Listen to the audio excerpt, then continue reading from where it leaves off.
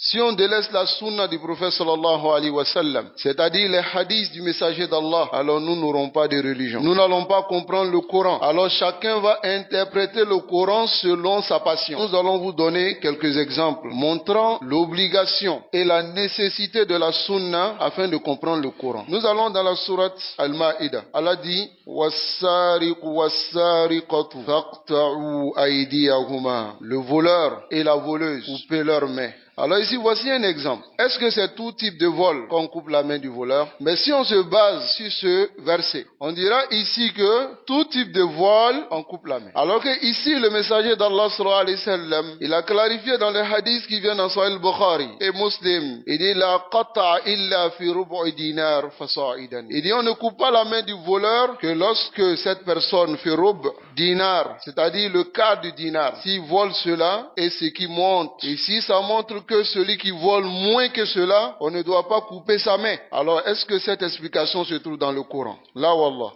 il n'y a pas cela dans le Coran. Le verset qui est ici montre clairement qu'on doit couper la main, n'est-ce pas, de tout voleur. Alors, c'est la sunna ici qui va nous clarifier que ce n'est pas tout vol dont on coupe la main.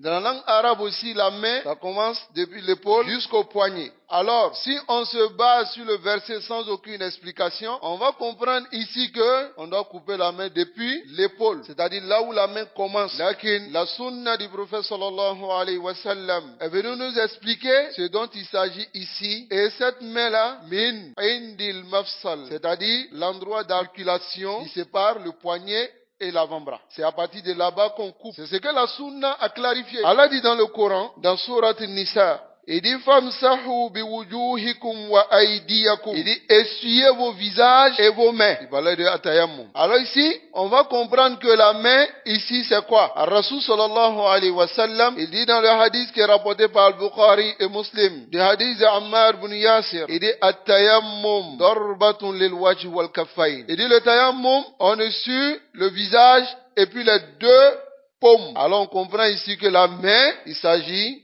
de la paume. Parce que Allah dit dans le Coran wa aydiyakum. Parce que le yad commence depuis l'épaule jusqu'au poignet. Et c'est à cela qu'on revient dans le verset de Surat Al-Ma'ida. Wassariqu wassariqatu faqta'u aydiyahuma. Ce qui est voulu ici, aydiyahuma, comme le messager d'Allah sallallahu alayhi wa sallam l'a expliqué, il s'agit des kaffaïn. Ce n'est pas depuis l'épaule qu'on doit couper la main. Et aussi, on a d'autres exemples dans le Coran. Allah dit dans le Coran, Alladhina amanu wa lam yalbisu imanahum bidhulm, ulaika lahumul amn wa hum muhtadun. Ceux qui ont cru et qui n'ont pas revêtu leur foi avec injustice, alors ceux-là sont en sécurité et ils sont bien guidés. Alors ici, les Sahaba, qu'est-ce qu'ils ont compris? Ils ont compris le zulm al-umum, dans le sens général, qui englobe tout ce qui est injustice, que ce soit petit ou grand. Et ils ont eu peur. Parce que Allah dit, Alladhina amanu wa lam yalbisu imanahum bidhulm. Alors qu'ils savent qu'ils se sont fait de l'injustice à eux-mêmes quelque part. Ils savent qu'ils ont fait de l'injustice à des gens aussi quelque part. Donc ici, s'il s'agit de l'injustice dans le sens général et global, alors cela veut dire que nous, on ne sera pas en sécurité et on n'est pas bien guidé. Parce qu'Allah dit, Ulaika lahum al-am wa hum muhtadun. Donc, istashkalu hadha. Ils ont eu une mauvaise compréhension. Donc, ils sont allés voir le messager d'Allah sallallahu alayhi wa sallam. Et ils lui ont dit, Ayuna lam yalbis imanahum bidhulm. Lequel d'entre nous n'a pas fait de l'injustice? Alors, le messager d'Allah sallallahu alayhi wa sallam leur a expliqué. Il leur a dit, laysa bidhal. Il dit, ce n'est pas cela.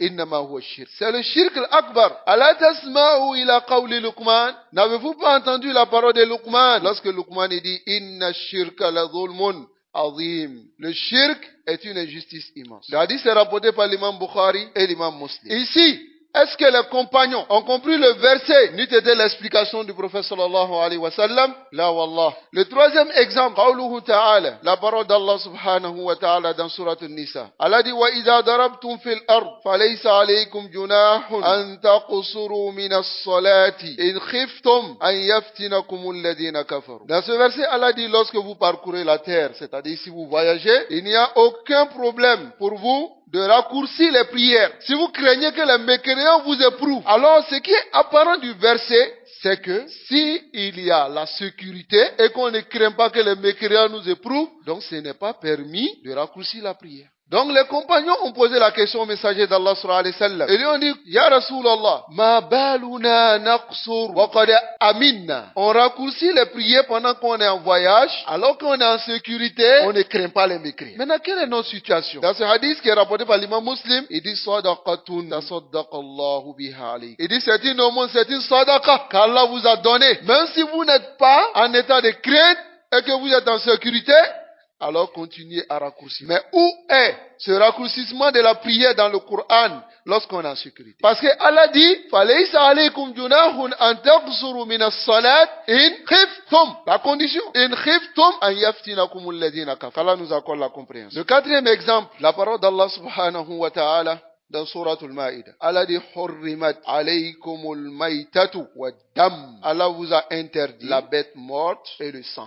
Alors ici, si on se base sur ce verset, sans revenir à l'explication de la sunna, toutes les bêtes qui sont mortes sont haram. Alors on va s'interdire ce qu'Allah subhanahu wa ta'ala nous a autorisé. Parce que si on se base sur le Coran, lakin la sunna est venue nous clarifier que al-jarad, les insectes, les criquets, wa samak, le poisson, et le sang, wal kabi, le foie, et aussi ce qui est abtihal, tout ce qui est, par exemple, le foie, le cœur, tout ce dont il y a sang à l'intérieur. Parce que le sang reste à l'intérieur. Tout cela est permis. Mais qu'est-ce qui est venu nous clarifier cela? C'est la sunna. Alors que le Coran montre clairement que Hurrimat alaykumul maïta, la bête qui est morte, wa dam, et le sang. Alors que al-kabit, c'est le sang. C'est-à-dire le foie, c'est le sang. Mais la sunna est venu nous autoriser cela. Comme le hadith vient rapporté par l'imam al-Bayhaqi, il dit, le messager d'Allah sallallahu alayhi wa sallam dit, uhillat lana maïtatan wa damman. Il nous est autorisé deux bêtes mortes et 2 sangs. Et de cela, il a dit al-jarad, les insectes, wal-hut, et le poisson. Et l'autre, al-kabid, c'est-à-dire le foie, wat-tihal. Rapporté par l'imam al-Bayhaqi. Et le hadith est authentique. Montrant ici que, en vérité, celui qui appelle à l'abandon de la sunna veut un islam sans obligation. Un islam flou que chaque ignorant va interpréter selon ses passions, menant ainsi à la perte des actes d'adoration et à l'effacement des repères pratiques de l'islam.